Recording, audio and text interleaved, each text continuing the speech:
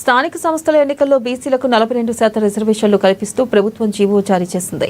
ఇక ఈ జీవో జారీ చేయడంపై ప్రభుత్వ విప్ బి లైలయ్య బీసీ పక్షాన సీఎం రేవంత్ రెడ్డికి ధన్యవాదాలు తెలిపారు.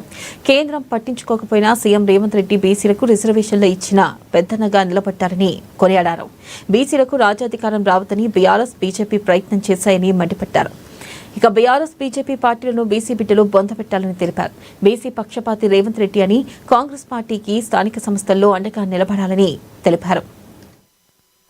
స్థానిక సంస్థల్లో బీసీలకు 42% రిజర్వేషన్ కల్పిస్తూ రాష్ట్ర గౌరవ ముఖ్యమంత్రి శ్రీ యనమల రేవంత్ రెడ్డి గారు జీవో విడుదల చేసినందుకు తెలంగాణ బీసీల పక్షాన ప్రత్యేకంగా ధన్యవాదాలు తెలియజేస్తున్నాం.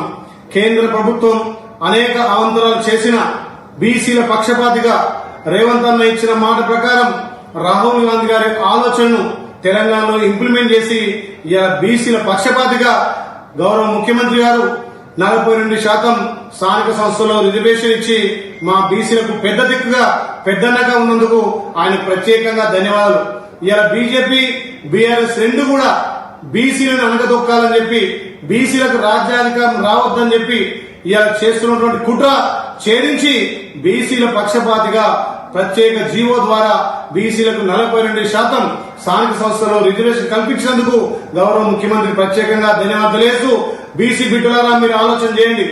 ఈ బీజేపీ బీఆర్ఎస్ రేపు స్థానిక సంస్థల్లో బొంద పెట్టాలే. మన ప్రియతమ నాయకుడు బీసీ పక్షపాతి గౌరవ ముఖ్యమంత్రి రేవంత్ రెడ్డి నేతృత్వంలో తెలంగాణలో బీసీలంతా ఐక్యతై కాంగ్రెస్ పార్టీకి పెద్ద ఎత్తున పట్టం కట్టాలని చెప్పి మరొకసారి ప్రత్యేక జీవో ద్వారా మా 42% బీసీ